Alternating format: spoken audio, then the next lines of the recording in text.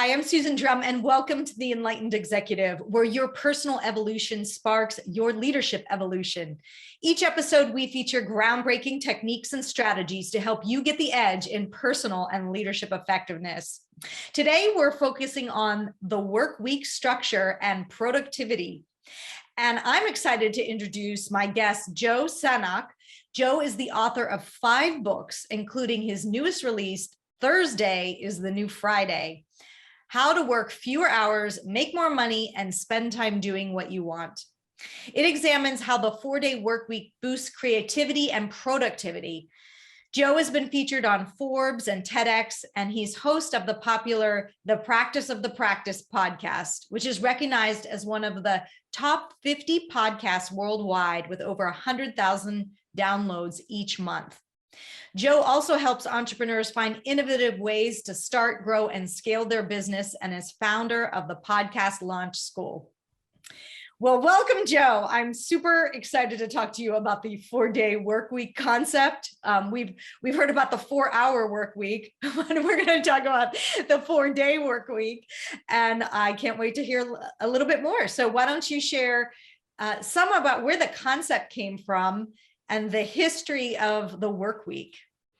Yeah, thank you so much for having me, Susan. You know, sometimes when you write a book, you realize that there have been stepping stones to get to you to a certain point, and other times it's more of a returning home. I remember my freshman orientation at college, and I'm just about to graduate high school, and they sit us all down, and we're going to make our schedules. And they say, "All right, you've got to have some English and science," and they're kind of walking through it all. And I raised my hand and said, "Do I have to take classes on Friday?" And the advisor said, "No, like, this is college. Do whatever you want. Make whatever schedule you think is best for you." And so throughout all of college, all undergrad and grad school, I only had one class that was mandatory that was on a Friday. The rest of the time I had a 4-day work week. And then my first job out of graduate school, I negotiated a 4-day work week, and then quickly got into, the 50 plus hours a week that often happens. But then in 2015, when I launched my own business and was in charge of my schedule again, went back to that 4-day work week. And so to really reflect back and say, this is something that's been inside of me, that I've been experiencing. I've been teaching clients, I've been teaching different executives to do and act within their businesses effectively, but hadn't really put it all together into a framework. It was all kind of upstairs. So it was really exciting to dive into some of the history around it, the second part of your question, to really understand, like, where does this even come from, the way that we view time? So I went back a few thousand years to the Babylonians to find out that that's actually where the 7-day week came from. The Babylonians just made it up. They looked up and they saw the sun and the moon and earth. They saw Mercury, Venus, Mars, and Jupiter. And that's why they had the 7-day week. It makes no sense other than the astronomy of the Babylonians. The Romans actually had a 10-day week. The Egyptians had an 8-day week. Even in the mid 1800s, the Russians tried a 5-day week. And so this idea of even the week itself, there's nothing in nature that points to 7 days. We just made that up. Now, in the late 1800s, early 1900s, the average person was working 10 to 14 hours a day, 6 to 7 days a week. So it was a farmer's schedule, even if you didn't live on the farm. And so when Henry Ford in 1926 enacted the 40-hour work week, that was a huge step forward for the business evolution for people. But it was to sell more cars. He knew that people would not get a car and then try to drive to work faster. He knew if they had a weekend that they would buy more cars so they could optimize that weekend. And it worked. He sold a ton of cars to his own Ford employees. So less than 100 years ago, we get the 40-hour work week. Again, this thing that feels so solid, like we can't move away from that. Less than 100 years ago, it emerged. And then we start to see in the 80s and 90s, the history points to that Fridays actually start to move away from being a productive workday. We see the rise of casual Fridays. I'm sure you remember TGIF on, on TV with Urkel and Full House and all that. And then, we start to see that it really becomes that day where somebody brings in cupcakes for someone that's having a baby. We do cheesy team building activities. It's moving more and more into the weekend.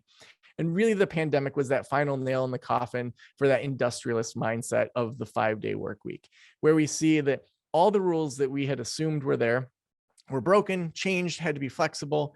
And now, as this hopefully post-pandemic generation, we get to evaluate, do we go back to that old way of thinking, or do we reinvent things? Because we see the great resignation happening, and people are saying, I can't go back to that old way. And so that's where we're seeing the 4-day work week being one of those next steps in the business evolution. Interesting. So I imagine some executives would say that sounds nice, but we also have to compete in the marketplace. And there's so much to do. Even a 40-hour work week would be nice. I'm working 60-hour work weeks. How could I possibly take Friday off? What would you say to that? I would start with that the neuroscience actually shows that the less we work before we do a big project, usually the more creative and productive we are. And so we know this intuitively. When are your best ideas? It's not when you're stressed out and maxed out and on that 49th hour of the week. It's maybe after you take a shower or you go for a walk or you decide you're going to meditate. You get this flood of great ideas. And so the neuroscience really shows us that if we want a creative workforce, if we want a productive workforce, it usually starts with slowing down.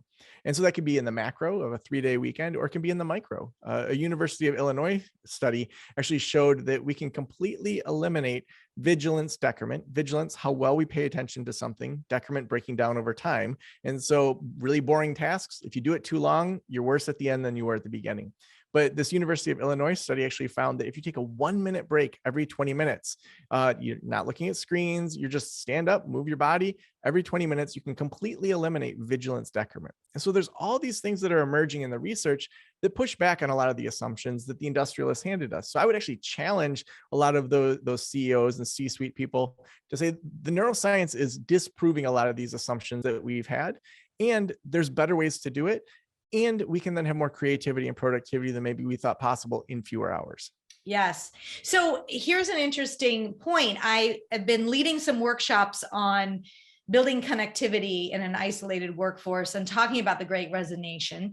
And the number one fear that the leaders I'm talking to have, what might be driving the Great Resignation, is burnout. When I ask them, is it low pay? Is it burnout? Is it health issues, family? It's burnout.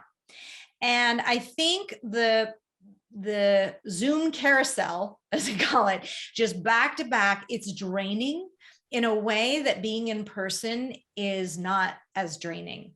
And so we've accelerated that piece of productivity where we don't have commutes and but we're losing something in terms of the ability to restore and rejuvenate ourselves. So I hear you on that. So if you're, on one hand, if you're an executive and you're really concerned about burnout, what are you really doing about it? And it sounds like you're suggesting you'd be far better off with a 4-day work week. Now, why a 4-day and not we should have afternoon siestas like the Spaniards?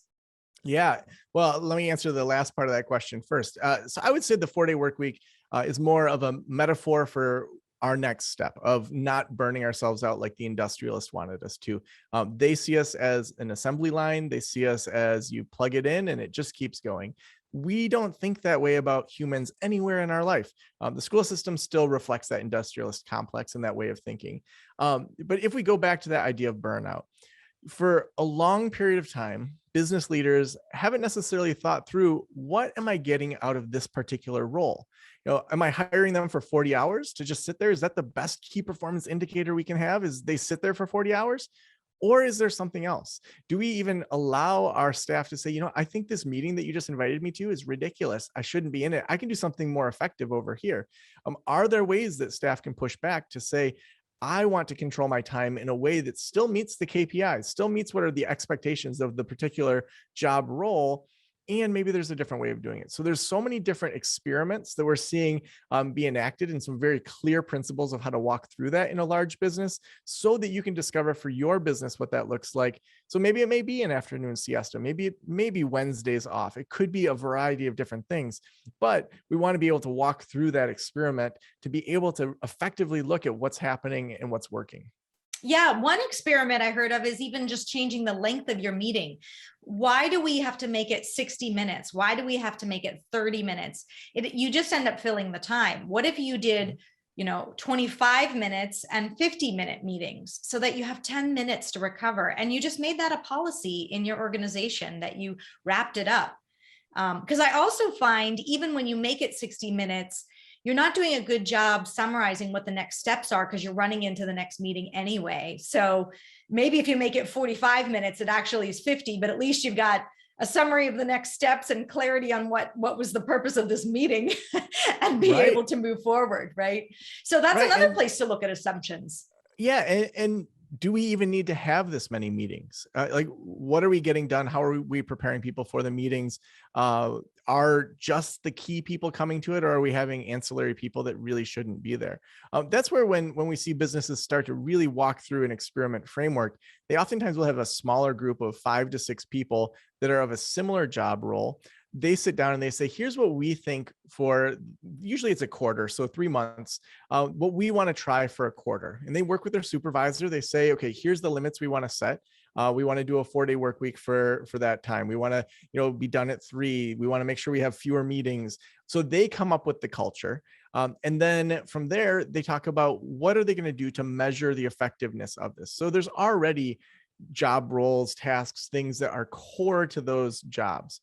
So what are those things and how do we track those on a weekly basis in regards to whether they're up or they're down? So imagine, a team says we're going to take Fridays off. They have the support of their supervisor to do an experiment. Every Monday morning, they come in, they have a conversation first. How did those boundaries go around our time away? So did we get an email at 9:00 at night from Jim from accounting? And, we all emailed, and then Thursday morning, I didn't email and I felt underprepared. I felt like you guys didn't follow the rules we set up. Well, maybe Jim gets a really important email every Wednesday at 8:30 and he needs to pass that on. Okay, well, then we set a new norm where we say, okay, everybody at 9 p.m. on Wednesdays, you need to check your email from Jim. Like, don't get sucked in, but you need to read Jim's email on Wednesday evenings so that Thursday morning we can hit the ground running for our European group or whatever the thing is. So then you adjust over time. And that's the shift where it's evolutionary, where as people we're evolving, but then those organisms and those individual departments are evolving as well. And then you're looking at those KPIs over time. Are we up? Are we down? How are we adjusting? And then we're going to look at the qualitative and quantitative every single month. So what are the actual numbers? You worked 4 days. What happened? But what are the qualitative things? I got to go to my son's baseball practice for the first time in forever. That just lit me up. We're in an age where the companies that can differentiate and can say, here's the selling point for working here, are going to retain staff and attract staff in a different way than those that have the old industrialist mindset. Yes, I couldn't agree more with you. And it's that experimentation and measurement of what has been the impact of that. And also looking at what is giving you energy during the day and what is draining your energy, as I mentioned before. So or how do you as a leader know, if you ask the questions, what type of projects made you want to jump out of bed in the morning and were exciting? And what type of projects felt like they were draining your energy and why?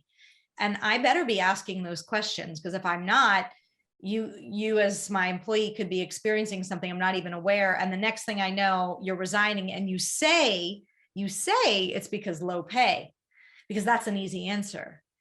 But I think a lot of times people use that as a cover for, I didn't like my boss.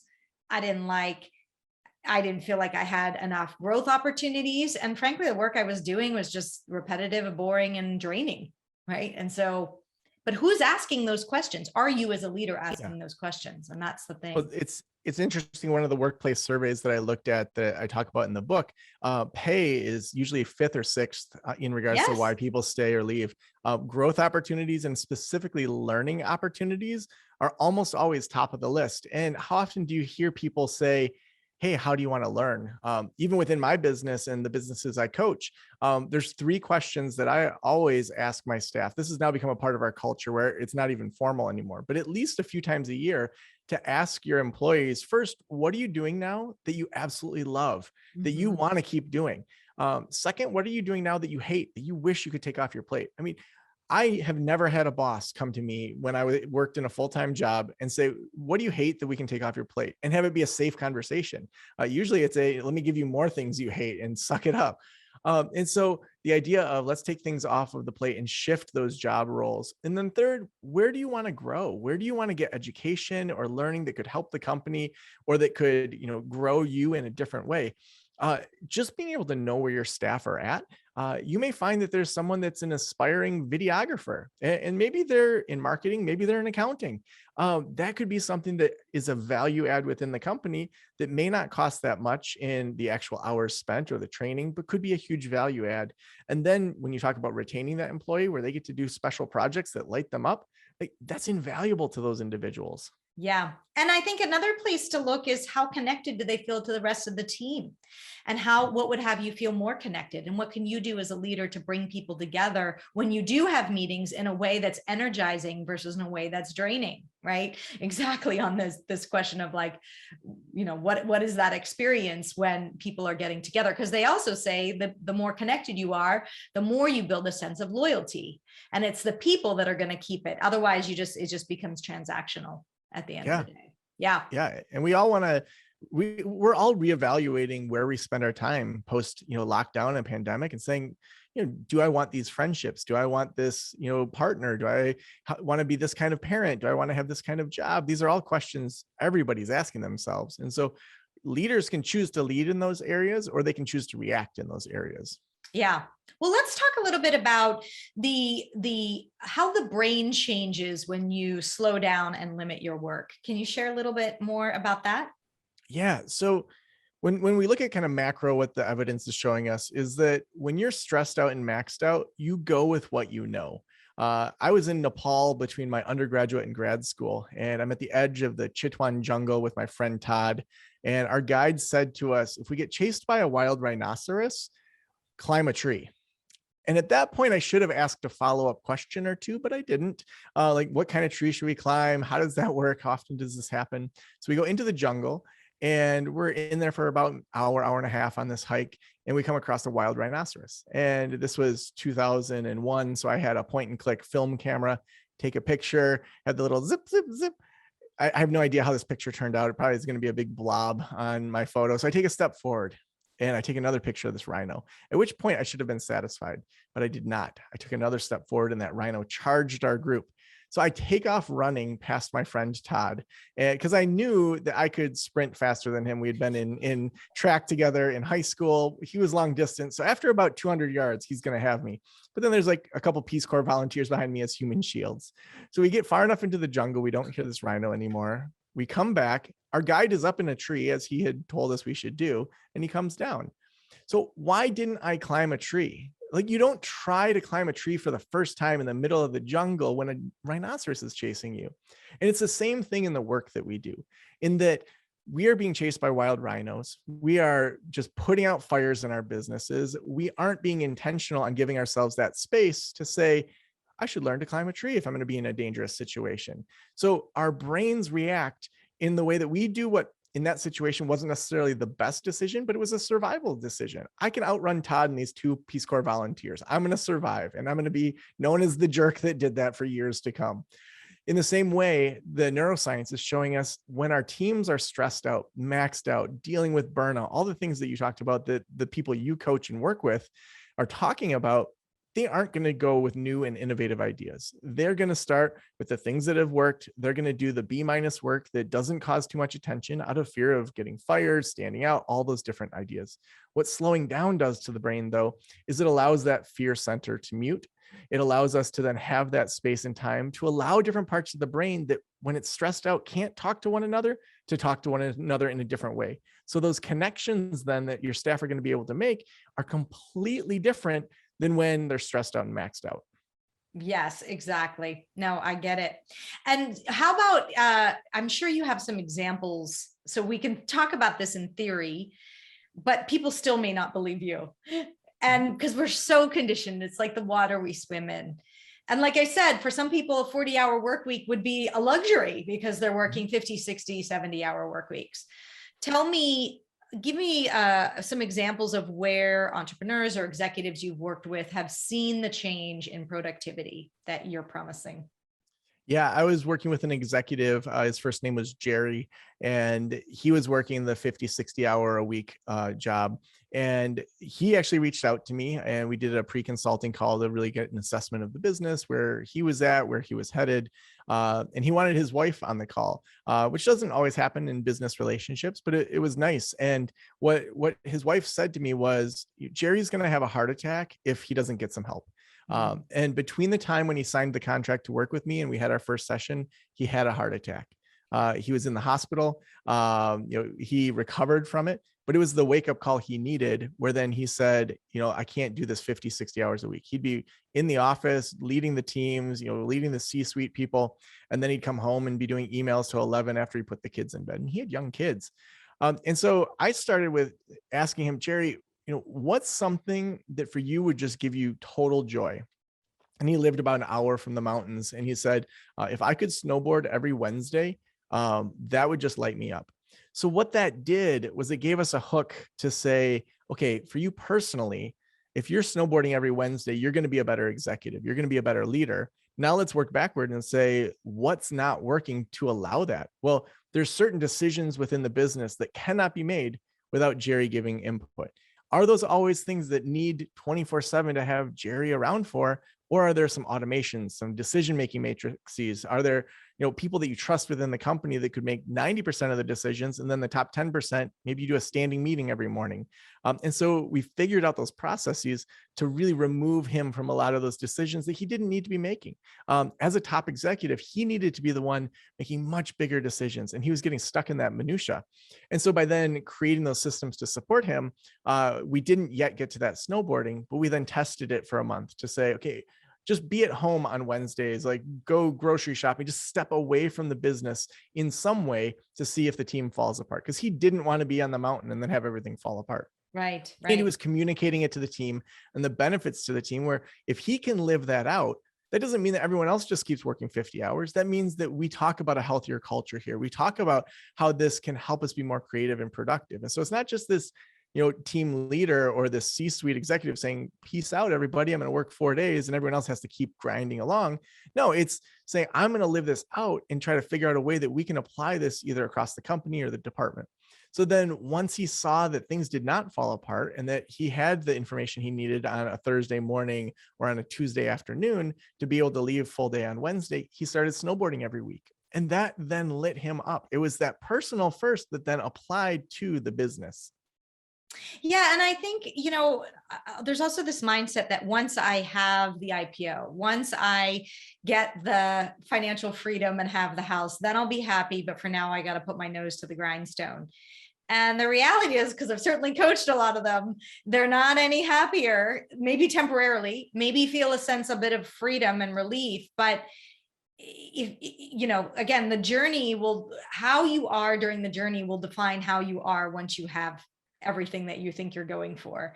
And if you can do a journey where you are being lit up by going snowboarding along the way, you're going to fare far better at the end of the pot of gold than somebody who's relying on that to make them happy and sacrificing in ways that are harming their family, are harming their health, and ultimately what you're suggesting is even their business.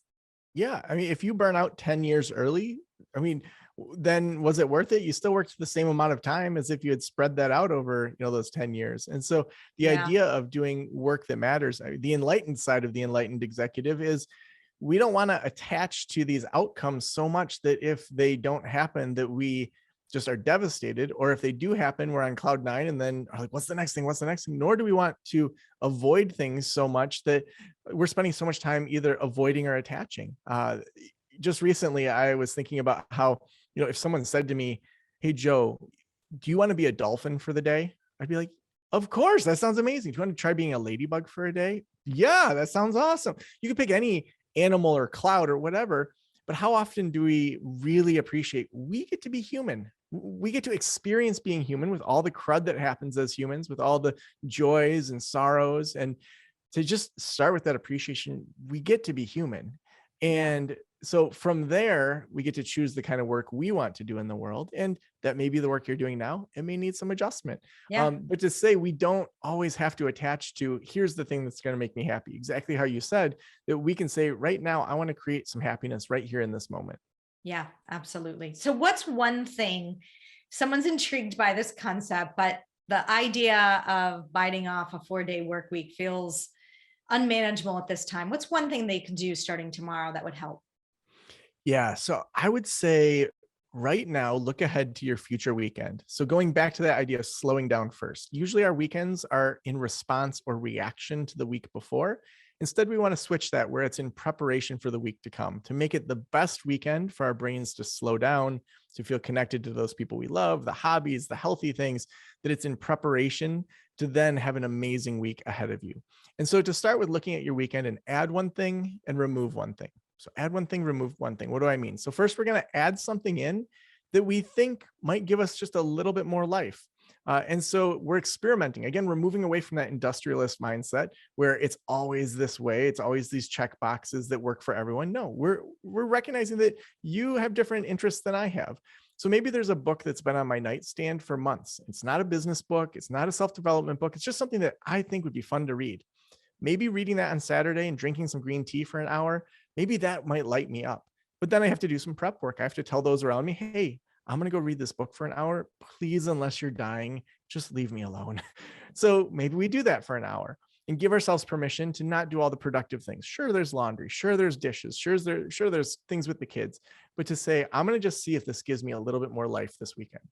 And then to remove one thing from our weekends. So it might be that you have coffee planned with a friend, but every time you leave having conversations with that individual, you just feel like trash. You feel like it's a toxic relationship. It does not light you up at all. You are drained. We are too old for toxic relationships. You are allowed to say, I don't want to get coffee with you this weekend.